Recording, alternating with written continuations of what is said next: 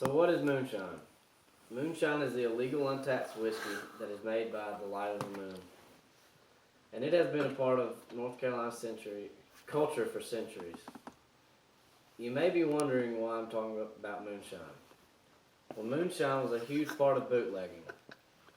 And moonshine was the illegal alcohol that these people of this culture were transporting. And it was usually made in a mason jar like this. The bootlegging culture is more than just the transport of liquor. And in fact, it brought some history, crime, and it also brought about a unique way of life. That being said, today I will talk about the history, the brutal crime, and the hard way of life these people had to go through. My first point today is about the history behind bootlegging. Though moonshine and distilling has existed for centuries, moonshine and home distilling became especially famous in the U.S. with the occurrence of Prohibition. And according to a book that I read called Reconstruction to the 21st Century in the 1920s in the United States was the start to the Prohibition movement. What is Prohibition?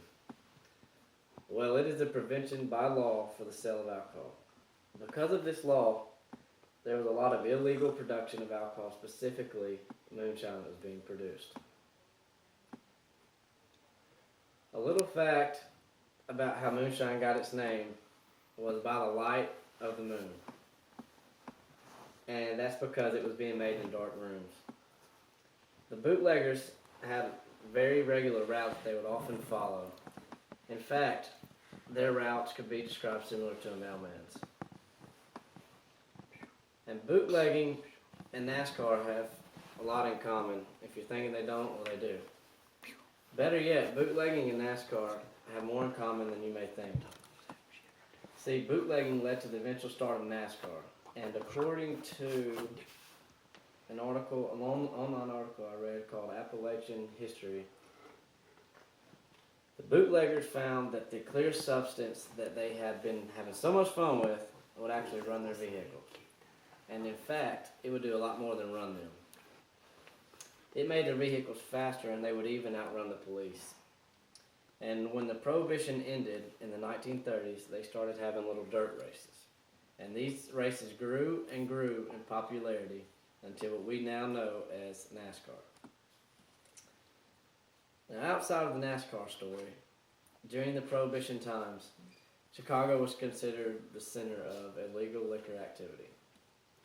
However, there were still the legendary Appalachian stills that produced the famous moonshine that we think of today.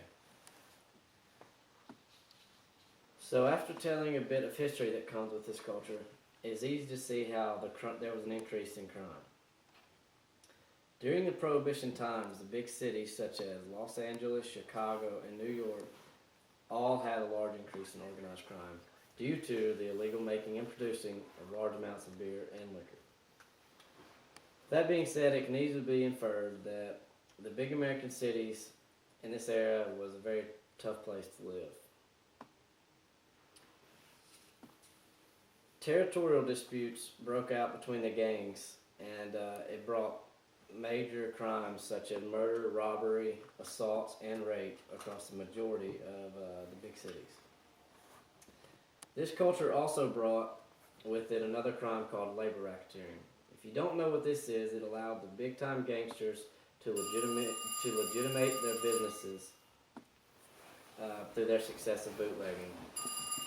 Often the most powerful gangs would terrorize the other gangs that were not near as powerful in order just to gain a percentage of their products and profits. So now that you know some of the excessive crime that came with bootlegging, maybe it will make it easier to understand the bootlegger's way of life. The way of life for a bootlegger was very hard. They were just your typical everyday people. The people of this culture lived their lives by working hard in order just to make a reasonable profit. They would be in the stills sometimes for days. And on top of that, they had hard physical labor, and they also had to transport the goods, which is the moonshine. Some of them were even your every Sunday churchgoer. Most moonshiners were civil and even friendly towards one another. And I have one example from an article by Bland Simpson. It was about Amos Owens. Here he is.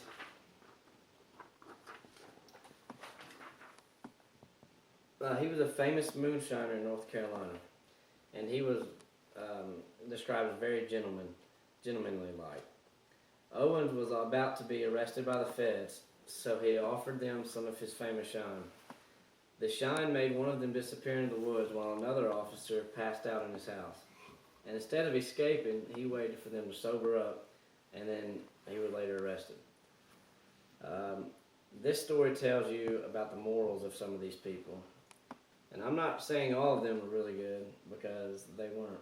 However, it does illustrate how good and full of life they can be. Now, a reason I shared this story was to show how the federal agents were always on them. So, with that being said, perhaps the most significant contributor to their way of life is the fact that they always had to look over their shoulder no matter what they did. And the FBI was always gunning for them, and it made them live life on the edge.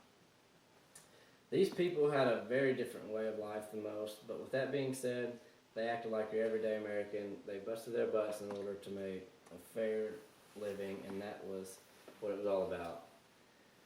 History, crime, and the way of life are all the ways that bootlegging culture has influenced the American culture.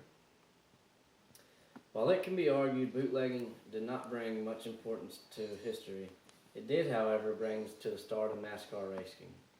And that's pretty important if you like NASCAR. Many may think that the Prohibition were just some drunks transporting and selling moonshine, but in fact it was a lot more than that. It was a culture. Thank you.